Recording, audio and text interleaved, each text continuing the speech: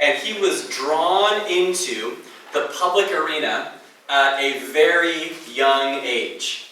So when he was probably still a teenager, he was rocketed into national and then later international fame.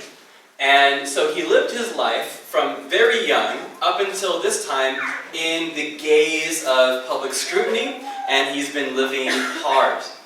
The responsibilities that he had never decreased, only increased, as his prominence in the kingdom grew year after year after year. We also know that his public life, and especially his private life, have not been without their problems. And so he's probably a very aged man, regardless of years, but then on top of years as well. Perhaps you've seen something that magazines or websites do towards the end of a politician's term. They do those unflattering side-by-side photos of the inauguration, when he or she is just brought into office, and it's smiles and optimism, and then, 4 years later or 7 years later, maybe they're still smiling, but it's just been a hard term. The hair is a different color, the lines are more pronounced, the optimism is perhaps turned down a little bit, and it seems like a lot more than just those years have passed. And so David has been doing that not for a 4-year term, not for a 7-year term. He's a king. That means it's his whole life like that. And so we talk about dog years, how 1 year for a human is like 7 years for a dog. I think it varies by person. Anyway, for I'm sure king years, monarch years are very long. And so he's aged. And for us, as we're getting old, we're all aging, I guess, one day at a time. There's 2 different ways you can age. And there's 2 different drinks, I'm imagining. You can age like fine wine, like getting better and better as the years go by, greater values added, or you can age like milk. And the older you get, just the more bitter, the more sour, the more you want to just avoid that. And so here we see that David is aging. And I don't know how he looks externally. I imagine he's aging externally. But he's learned something as he's getting old and growing weary, getting towards his final words in a couple chapters. He's found that his relationship with the Lord doesn't have an expiration date. And we can thank the Lord for that. That he is not with us for a little bit, and then, again, we pass some date or some age, and then he leaves us on our own.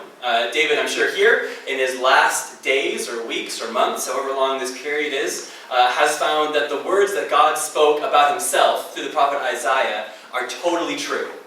Listen to me, O house of Jacob, and all the remnant of the house of Israel, who have been born by me from before your birth, carried from the womb, even until your old age, I am he. And to gray hairs I will carry you.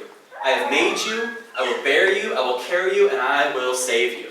And so Isaiah in verses 46, verses 3 to 4, says basically from before your birth until every one of your hairs is gray or falls out or whatever, he says, I carry you, that there's no expiration date upon the Lord's care for his people.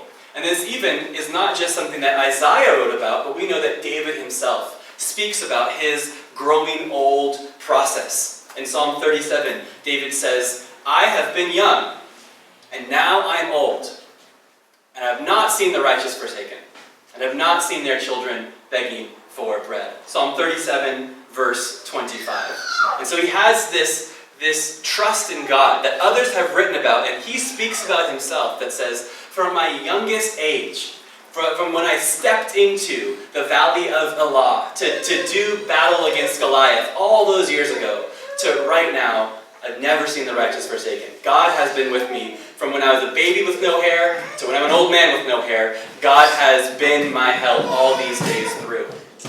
And so David has, and again, I gotta realize, I feel kind of old, but I know that I can't, the amens of people that are older than me mean so much more, yeah? So thank you. And what a reality that David says, I'm older, I'm getting older, but my relationship with the Lord is going from strength to strength. So he's lived a long life, but that doesn't mean that he's just checking out.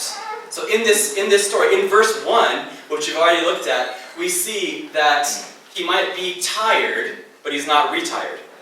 He's not stepping out. He's not checking himself into a nursing home to just, scoot through the final years of his life. He's suiting up, he's wearing his armor, and he's going into battle.